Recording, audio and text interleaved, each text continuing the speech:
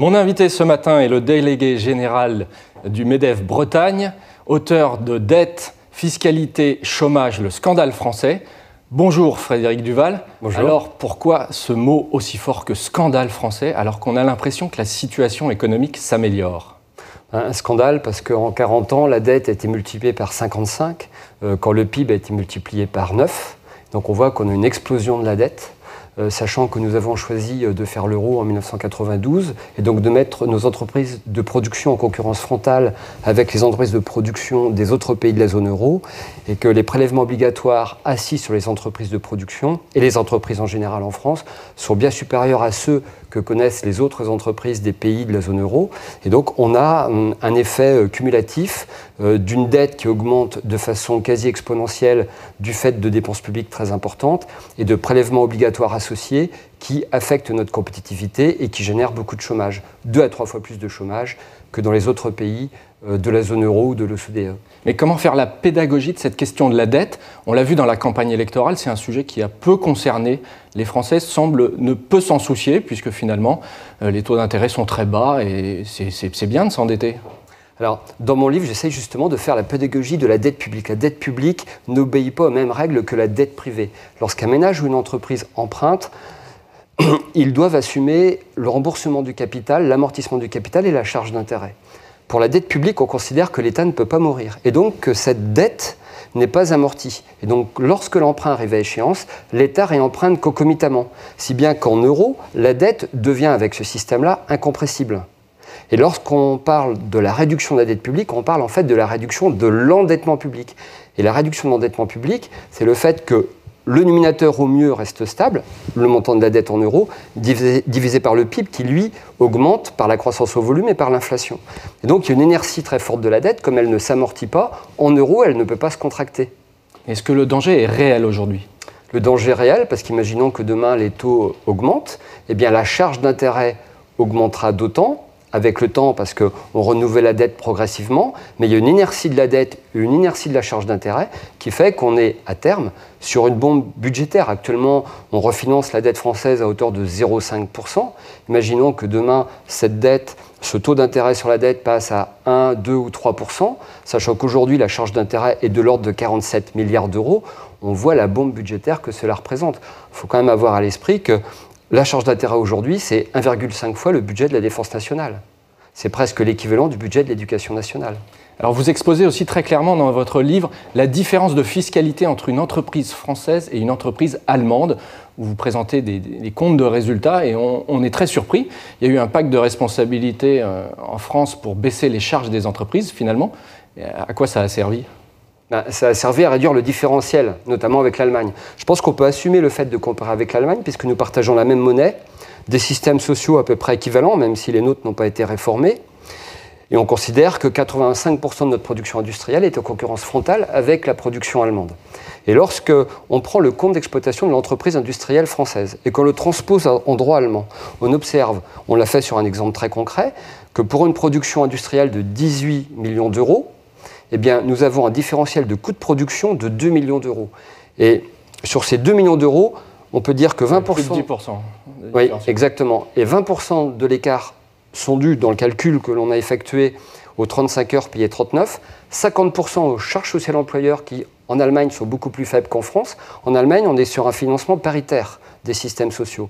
L'employeur paie comme le salarié, alors qu'on sait qu'en France, l'employeur paye beaucoup plus que le salarié. Et puis, troisième différence, ce sont les impôts et taxes sur la production. Tout ce que les entreprises paient aux collectivités locales, notamment.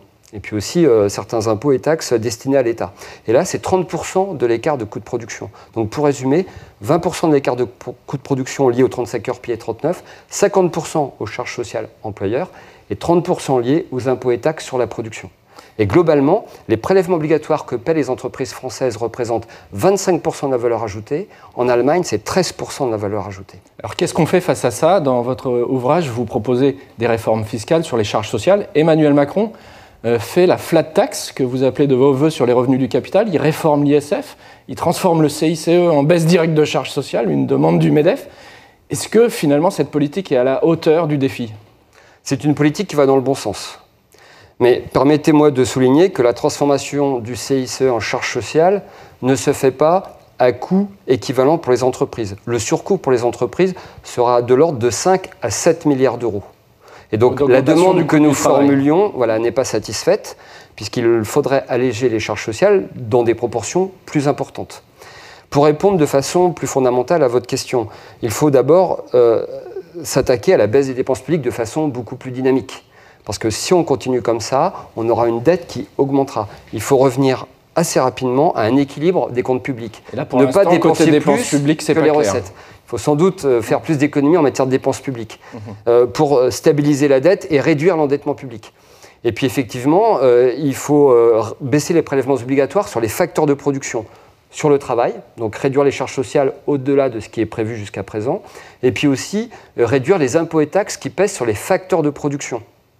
Les collectivités locales de 2011 à 2016 ont globalement augmenté leurs prélèvements sur les entreprises de l'ordre de 10 à 15% sur les impôts, alors que le PIB n'a progressé que de 6%. Et donc on voit que la part des impôts locaux sur les entreprises augmente beaucoup plus vite que le PIB. Mais sur là, on a un vrai problème. Sur la fiscalité du capital, vous dites bravo à Emmanuel Macron. Il y a un vrai changement? Alors la suppression de l'ISF sur les valeurs mobilières, c'est une bonne chose. C'est une bonne chose parce que, en fait, l'ISF était un impôt non pas sur les revenus du capital, mais sur le capital lui-même. Donc lorsque, par exemple, une entreprise grandissait, de passer de PME à ETI, dans une logique de patrimonialisation de l'entreprise, on passe d'une génération à une deuxième, puis à une troisième, eh bien, la famille qui héritait de l'entreprise, si ses membres n'avaient pas de fonction opérationnelle dans l'entreprise, étaient imposés au titre de l'ISF sur leur part de l'entreprise. Et si ces gens-là ne voulaient pas perdre en capital, l'entreprise devait leur verser des dividendes. Et suffisamment pour que, malgré l'ISF, il y ait une rentabilité satisfaisante. Donc, qu'est-ce qui se passait? Eh bien, en fait, les gens vendaient leur entreprise. Et c'est comme ça qu'on a beaucoup d'entreprises industrielles qui sont passées sous pavillon étranger, parce que l'ISF obligeait les actionnaires familiaux à céder leur part. Et après, on s'étonne qu'il y ait 3 fois plus de TI en Allemagne qu'en France. Eh bien, voilà l'une des raisons. Alors, dernière question, Frédéric Duval.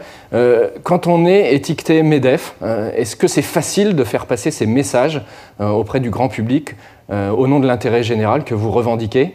Et est-ce que vous appelez les chefs d'entreprise à s'exprimer plus dans le débat public aujourd'hui? Alors, avant d'être MEDEF, je suis d'abord un citoyen, je suis salarié, et je suis aussi un père. Et donc, ce que je veux, c'est que la France s'adapte pour être performante demain et offrir plus d'emplois aux Français et aux Françaises. Et pour ça, il faut engager des réformes. Alors, il est vrai que j'ai une étiquette MEDEF, mais vous savez, moi, je souhaitais travailler au MEDEF avant d'y entrer. Je n'y connaissais personne, mais j'avais un tel souci de l'intérêt général, une telle volonté que la France se réforme, que j'estimais que le MEDEF était le meilleur vecteur pour promouvoir ses idées. Et donc, je suis au MEDEF, mais j'adhère pleinement à cette démarche et j'estime aujourd'hui que la doctrine du MEDEF, compte tenu de l'état du pays, est la plus conforme à l'intérêt général. Frédéric Duval, merci d'avoir répondu à nos questions ce matin sur Les Échos Télé.